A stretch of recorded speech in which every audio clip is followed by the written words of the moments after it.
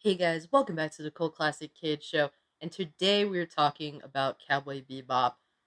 Basically, what makes Cowboy Bebop so great? Why did it change anime as we knew it back in the day? I really want to talk about that. I think it's really important now more than ever to talk about that since I think that more people are going to discover Cowboy Bebop. Crazy as it is to say that there's some people that don't really know about Cowboy Bebop, but I think with how things are becoming more mainstream without getting into the subject, I think more people will discover Cowboy Bebop, and I really encourage those people to check out the original series because it's so amazing. I mean, when it comes to the series, I wasn't always a fan. As a little kid, I didn't really like Cowboy Bebop. I was like maybe 10 years old watching it at the time, and I just didn't understand these characters. I didn't understand what made them tick. I just couldn't relate. I just wanted like this mass amount of action. When I didn't get it, it was kind of a turnoff for me. I liked the parts where, Spike would act like Bruce Lee with the way he would fight and stuff like that, and the flying. But it's not about the action. It is way more than that on a level of like mental state. These characters, why they're there, why they're together. But yeah, like once I became a teenager and I watched it again because I did like the style, I got super into the series. I was a huge fan because I could understand more, I could relate more. And this is the release on DVD back in the day. This went out of print because I think Bandai's excuse was that they were pretty much butthurt by piracy, but I just think that was just an excuse to basically make their stuff go out of print, which doesn't make any sense because they were making big bank on this stuff anyway. It wasn't like people didn't buy it at all. You're always gonna have piracy. That's just a way of the world. But if your content is good, there will be a lot of people out there willing to buy it and collect it. And if they aren't, then well, I mean, I think that's a company problem. But then I also got this Steelbook. Came out like a year or so ago. I really like the Steelbook. I had the regular Blu-ray, but I don't know where I put it. I might have given it to my brother, if I'm not mistaken.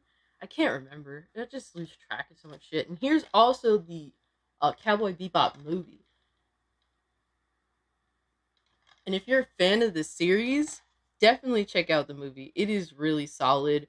It's kind of out of context from the regular series. It doesn't particularly fit in anywhere. But man, I love this movie.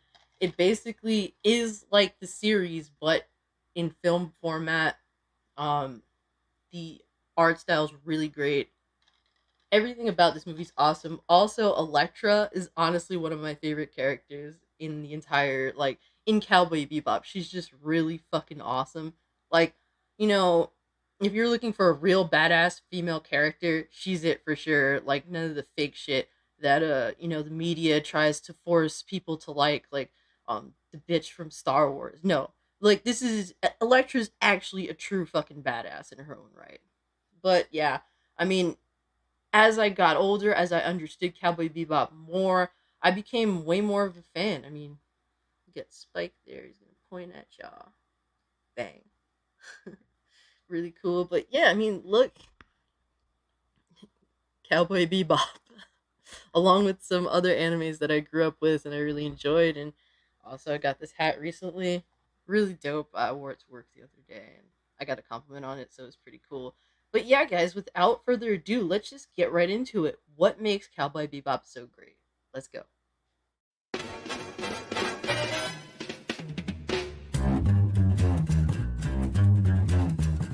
I think it's time we blow this scene. Get everybody in the stuff together. Okay, three, two, one, let's jam. What people will notice about Cowboy Bebop off the bat is indeed the soundtrack. The opening theme itself is so iconic and it is this bombastic jazz opening, and the series itself, its soundtrack, is a mix of bombastic jazz and deep, sorrowful blues that mesh together and really honestly add so much to the series itself. And anybody who watches the show will notice that off the bat, whether you want to or not. The music truly enriches the series. And the soundtrack itself is something I can definitely listen to on its own whenever I feel like it. Next thing is also the animation. The animation in this series is so well done. Sometimes you get shows that are really truly great, but due to limitations of money when it comes to a TV series of sorts, typically the visuals and the animation will be cut back in some scenes or parts of a series that are deemed not as important as others. Whereas with Cowboy Bebop, all throughout the series, I can't really think of, or I've never noticed any like lazily done scenes or animations. Everything is really fluid. Like when you watch Dragon Ball Z, for example, there are some scenes that are really well drawn, well animated, and then others that look like absolute dog shit.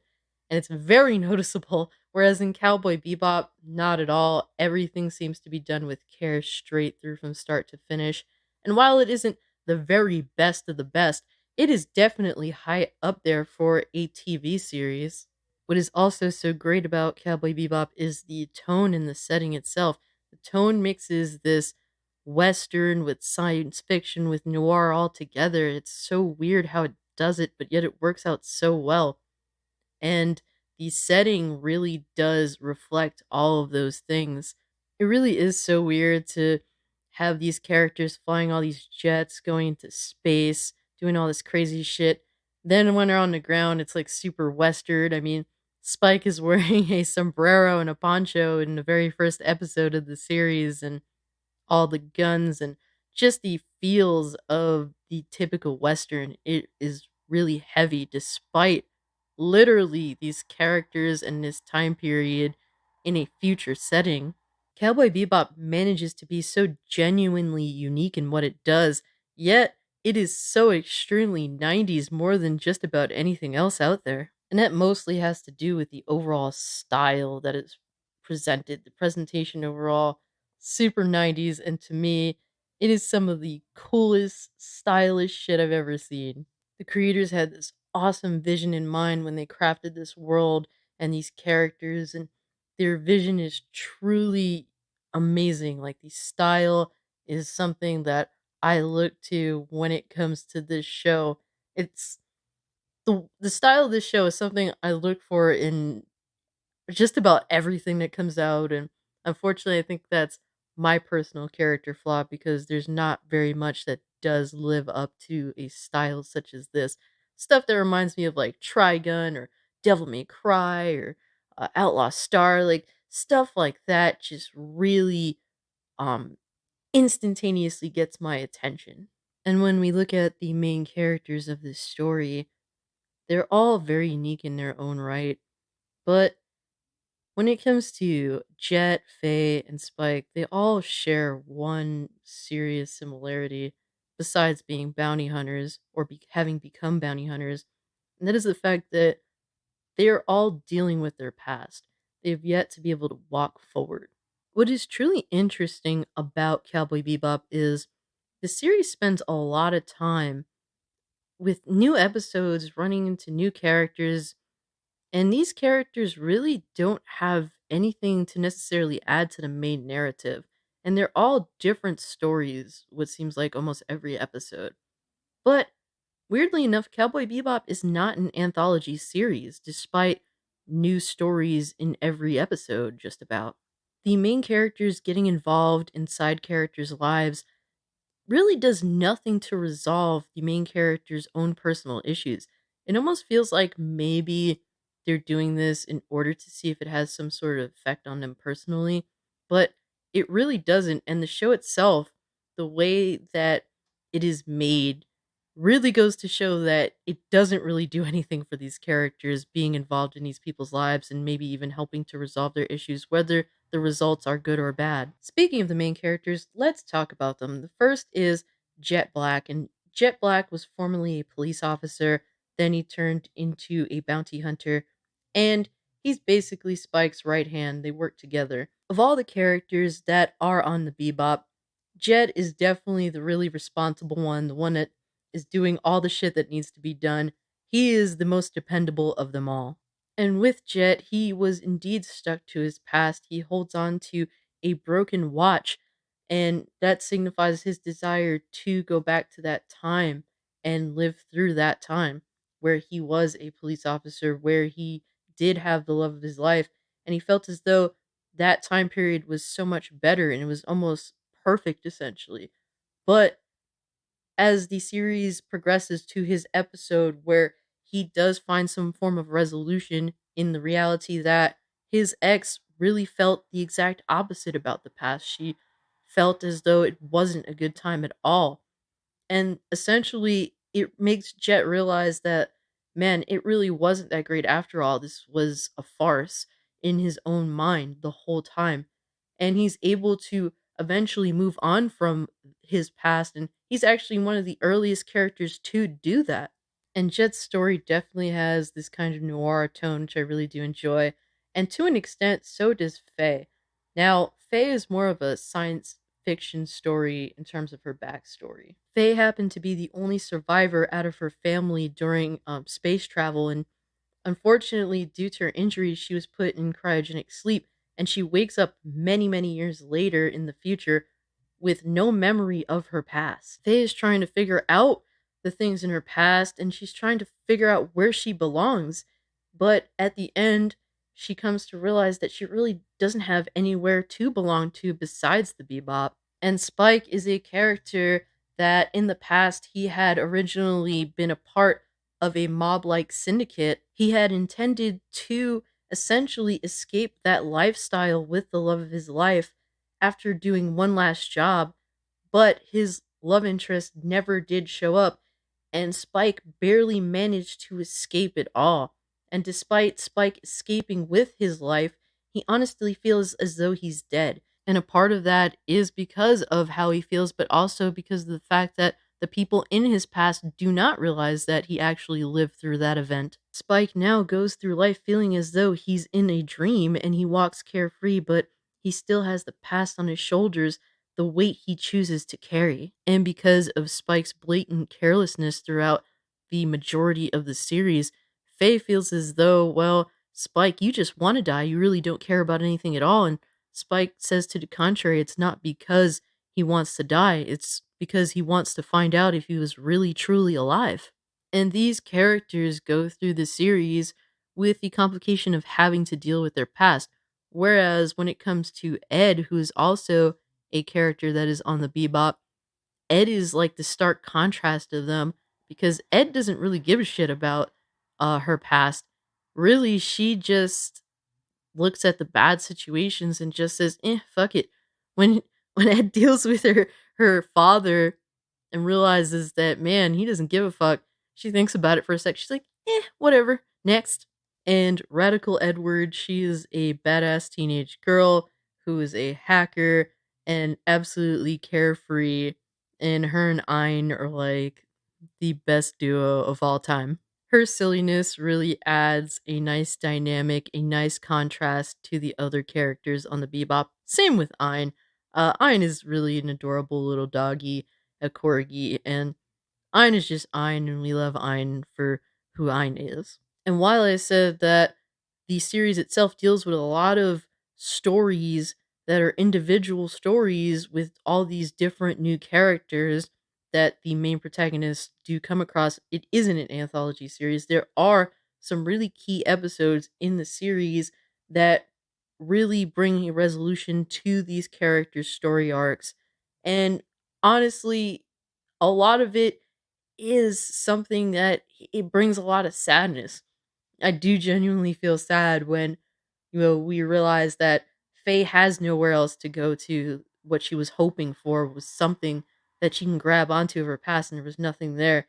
And then also it's Spike trying to reconnect with his love interest and make it work. And the same thing with Jet. We think that maybe he can reconnect with his love interest of the past and that maybe things can work out and maybe he can help her out with her situation despite her being involved with someone else. But when you find out that, damn, he completely felt entirely different from how she felt about their previous relationship, it really is heartbreaking to watch the characters that you do go through this story with and grow attached to, not because of the narrative itself, but by how you connect with the characters. These people, they show these emotions that we feel and we understand and we connect to. And the series itself really does make you grow attached to characters that are kind of in a gray area. I mean, they're not necessarily good heroic characters by any means, but they're not really evil at all. I mean, Faye, she's kind of a bitch. She's also a thief. She'll definitely kick some ass. She's not really a good person, but she's not a bad person either. I mean, her past really goes to show, you know, that she came from a fucked up life. She lost her memory. People are taking advantage of her for money.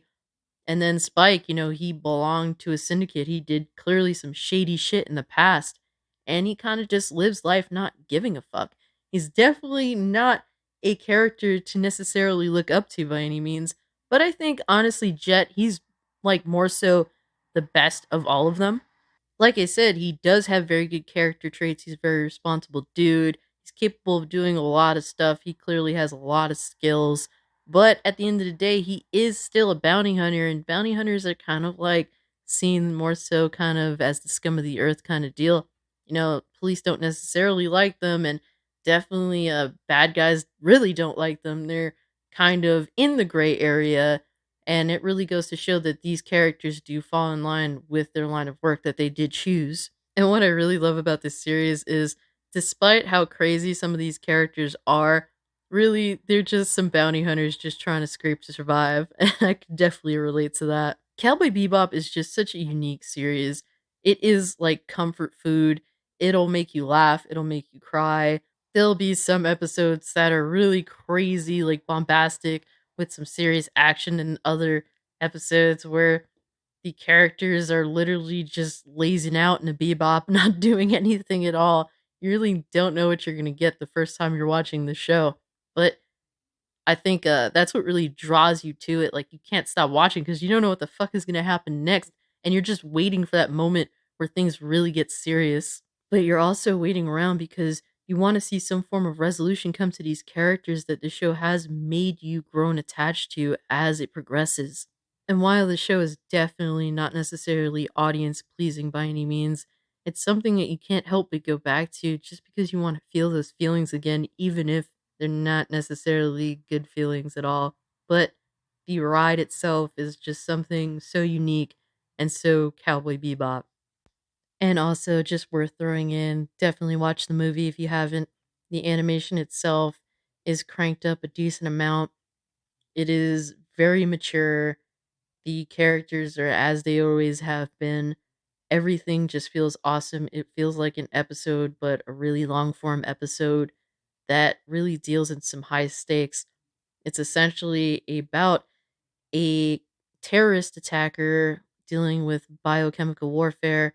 Watching it during the COVIDs definitely was a bit of an eye opening experience, I'm not going to lie. The main villain himself is definitely a force to be reckoned with, a true badass, someone that Spike definitely is going to have his hands full with. And the character from the movie that is honestly one of my favorite characters in Cowboy Bebop is Elektra. I think that Elektra and Spike would make such an amazing couple because they're totally two badasses that definitely do have a lot in common in their own ways. And Spike himself has even said that he does love a woman that can kick his ass. And where I think the movie really does help for me personally is that after watching the show, I just wanted more Bebop so bad. And while the movie isn't exactly what I wanted in regards to Cowboy Bebop, I wanted more so like prequel stuff in general, because there's so much there, especially in regards to Spike's backstory, that I feel as though it would be such an amazing TV spin-off of some sort where he was in the syndicate. And just to get more of an idea of his life with Julia. Honestly, all that was just so interesting to me. I would have loved to have seen more of it. But the show itself really does explore that just enough to give you a basic understanding of that backstory. But since we don't really get that much more when it comes to Bebop, except the very essentials that are admittedly extremely bare, it is nice to at least have a movie on the side that is a really high quality animated film for what it's worth. Honestly, guys, I thought it was really important to talk about the Cowboy Bebop anime, especially during this time where the live action is going to come out. And honestly, I have no interest in any live action at all. There is no way, in my opinion, that will ever live up to the animated series. So, what is the point? But I do encourage everybody to take the opportunity to rewatch Cowboy Bebop or to watch it for the first time, if it be the series or the film. Guys, let me know your thoughts on Cowboy Bebop. When did you watch it first? Or who's your favorite character, your favorite episode? Just your general thoughts on the series or even the animated film. Or just let me know how you personally feel about the very existence of the live action adaptation. Personally, I don't give a fuck. And I think that's honestly the nicest thing I could say about it. But if you can, guys, like this video, share this video, subscribe to my YouTube channel. Follow me over on Twitter if you want to continue the conversation. Link is in the description. With all that being said, guys, I'm out. Peace.